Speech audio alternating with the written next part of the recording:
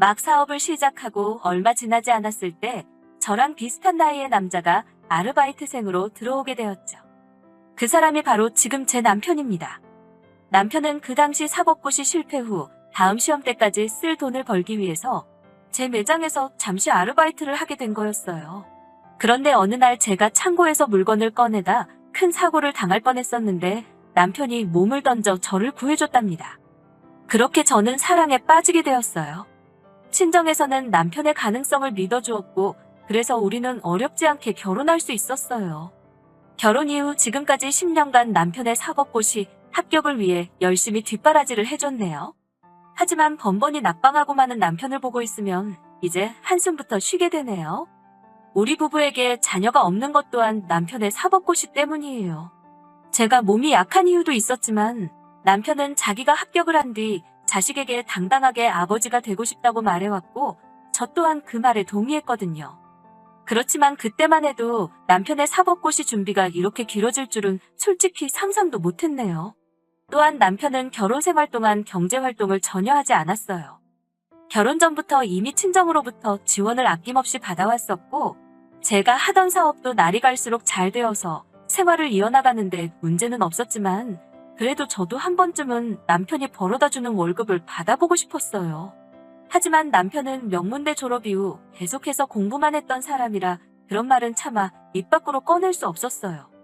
제가 해줄 수 있는 건 남편이 공부에만 전념할 수 있도록 경제적 지원을 아끼지 않는 것뿐이었죠. 그런데 얼마 전부터 남편의 씀씀이가 눈에 띄게 커졌어요.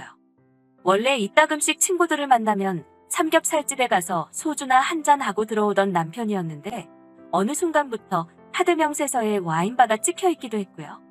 고시생과는 거리가 먼 명품 브랜드에서 쇼핑을 하기도 하더라고요. 일거수일투족 따져 물으면 괜히 남편 자존심 상할까봐 혼자서 미심쩍게 생각만 하고 있었어요. 그러던 중 어느 날 모처럼 대청소를 하는데 남편 서랍 속에 목걸이가 있더라고요. 처음 보는 여자 목걸이였어요. 저는 곧 다가올 우리 결혼기념일에 나에게 줄 선물이라고 생각하고 아무것도 묻지 않고 들뜬 마음으로 기다리고 있었어요. 그런데 막상 결혼기념일 당일이 됐는데도 정작 남편이 결혼기념일인 것조차 잊고 있는 것 같더라고요. 저는 설마 하는 마음으로 기다리다가 결국 저녁 식사 자리에서 남편에게 뭐 나한테 줄 거 없냐고 물었어요. 그런데 남편은 입안에 잔뜩 들은 음식을 꾸역꾸역 씹어대면서 무슨 소리를 하고 있냐는 듯이 정말 모르는 것처럼 말하는 거예요. 거기서 뭔가 쎄한 느낌이 들더라고요. 그동안 미심쩍던 마음이 점점 확신으로 들기 시작했죠. 그리고 며칠 뒤의 일입니다. 제 매장에서 일하던 여직원이 제가 남편 서랍 속에서 봤던 그 목걸이를 하고 있더군요. 저는 믿을 수 없었지만 그래도 혹시나 하는 마음에 일부러 여직원에게 제 집에서 뭘 좀 가져다 달라고 심부름을 시켰어요.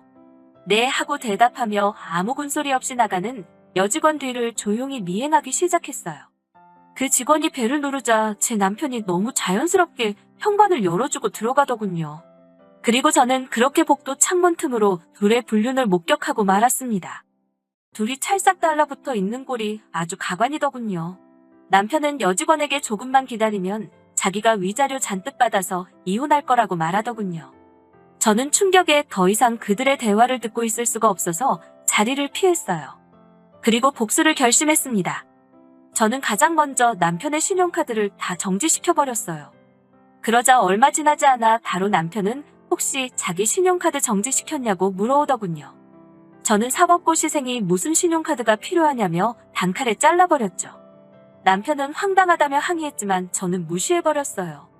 돈이 없어서 그런지 남편도 다시 공부에 열중하기 시작한 것 같더군요. 그렇게 한 달쯤 지났을까 남편의 안색이 너무 안 좋더라고요. 이따금씩 온몸을 긁어대기도 하고 식은 땀을 줄줄 흘리기도 했어요. 계속 춥다면서 한여름에도 옷을 여러 겹 껴입고 말이죠.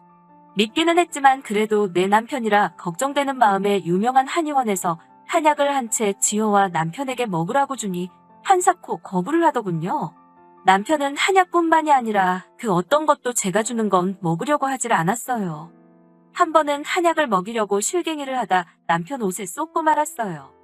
저는 미안한 마음에 옷을 빨아주겠다고 벗으라고 했는데 남편이 한사코 제 손길을 거부하더군요.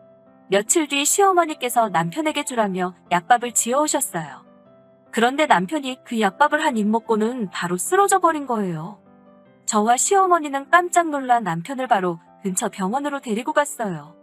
그곳에서 시어머니는 의사에게 내 아들이 왜 이러냐면서 혹시 얼마 전부터 며느리가 우리 아들이 싫다는데도 보약이라며 이상한 한약을 먹였는데 혹시 그것 때문에 아픈 거 아니냐고 막말을 하시는 거예요. 마치 제가 남편에게 해코지라도 한 것 같다며 의심을 하시더군요. 그러자 의사 선생님이 이 증상은 그 약 때문은 아니라고 하시면서 뜻밖의 대답을 하시더군요. 바로 남편의 신장이 하나 없다는 거였어요. 저는 그 길로 그 상간녀 집에 쫓아갔습니다. 바로 그 여자 때문이라고 생각했거든요. 나오라고 문을 두들기자 상간녀는 도대체 무슨 일인지 모르겠다는 표정으로 순순히 현관을 열더군요. 저는 너가 내 남편 신장을 팔았냐고 따져 물었죠. 그러자 그 여자는 어이가 없다는 듯 그게 무슨 소리냐고 되묻더군요. 그래서 제가 네가 내 남편이랑 바람피는 거 다 알고 있다니까 원래 제 남편 뜯어먹는 재미로 만나고 있었는데 돈이 없다고 해서 헤어지자고 했다면서 그런데 갑자기 또 돈이 생겼다고 해서 다시 좀 만나다가 진짜 돈이 없다고 해서 지금은 정말 헤어진 상태라고 실토하더군요. 저는 남편이 입원한 병원으로 돌아와 남편의 핸드폰을 샅샅이 뒤지기 시작했습니다. 상간녀의 문자와 남편의 상황을 종합해보니 그 여자에게 정신이 팔린 남편은 어떻게든 돈을 구할 방법을 궁리했었던 것 같아요. 하지만 10년 가까이 자기 손으로 돈을 벌어본 적이 없으니 어디 가서 열심히 일해서 벌 생각은 못했던 거죠. 그러다 불법 장기 매매를 알게 되고 제가 출장을 간 사이에 신장적출 수술을 받았나 봐요. 문제는 제가 예상보다 일찍 돌아오는 바람에 제대로 치료를 받을 수 없었던 거예요. 그러자 비로소 그동안 남편이 보였던 이상한 모습들이 이해가 되기 시작했어요. 저에게 수술 자국을 감추기 위해 옷을 벗지 않으려 했고 옷을 여러 겹 겹쳐 입었고 혹시 모를 부작용 걱정 때문에 제가 주는 약도 일부러 먹지 않으려고 했던 거였어요. 남편은 그동안 상간녀가 원하는 명품백을 비롯해 선물들을 사주면서 그 관계를 유지하려고 했던 것 같아요. 그런데 제가 카드를 정지시키고 남편이 가지고 있던 돈이 다 떨어지자 상간녀가 남편에게 헤어지자고 했고 갑작스러운 이별 통보의 남편은 어떻게든 다시 그 여자와 만나기 위해서 저 몰래 신장까지 팔아쳐 먹은 거예요. 그리고 결국엔 건강이 악화돼서 쓰러진 거고요. 이미 병원에 왔을 때는 남은 신장 하나마저 기능이 저하돼서 만성 신부전증 진단을 받은 거죠. 의사는 신장 투석이나 이식밖에는 방법이 없다고 통보하더군요. 그 사실을 남편에게 알리니 갑자기 남편은 저에게 손이 발이 되게 빌면서 사정을 하더라고요. 자기가 정말 사랑하는 건 사실 나 하나였다면서 제발 자기 좀 구해달라고 하는 거예요.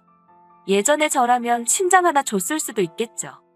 내가 믿고 사랑하는 남자의 성공을 위해 10년 동안 군소리 없이 뒷바라지 해온 저이니깐요. 그렇지만 더는 그렇게 바보같이 희생하고 싶지 않았어요. 눈물을 보이며 다 죽어가는 목소리로 사정하는 남편 면전에다가 이혼 도장 찍은 서류를 던졌습니다. 남편은 서류를 열어보곤 그럼 자기는 이제 어떻게 살아가냐면서 발버둥을 치더군요. 그 순간 병실문이 열리면서 그 상간녀가 들어오는 거예요. 그 상간녀는 남편을 아주 한심한 눈빛으로 쳐다보더라고요. 남편은 순간 저와 그 상간녀를 번갈아 쳐다보더니 이제 그 상간녀 바지가랑이를 잡고 늘어지더군요. 상간녀에게 자기한테 신장 하나만 주면 자기가 사법고시 패스해서 사모님 소리 듣게 해준다는 개소리를 싸지르면서요. 상간녀는 냉정한 목소리로 오빠 제발 정신 차리라고 내가 미쳤다고 오빠한테 내 신장을 주냐며 코수슴을 치더군요. 그리고는 상간녀가 그래도 마지막이라 생각하고 얼굴 보고 이야기하러 온 거라며 이제 절대로 자기를 아는 척도 하지 말라고 소름 끼친다는 말만 남기고 병실을 나가더군요. 그렇게 저한테도 상간녀한테도 버림받고 건강까지 잃고 초라하게 누워있는 남편을 보니 인과응보라는 말이 딱 생각이 나더군요. 이제 남편도 혼자 살아가는 법을 배워야 하겠죠? 긴 이야기 들어주셔서 감사합니다. 오늘의 사연은 여기까지입니다.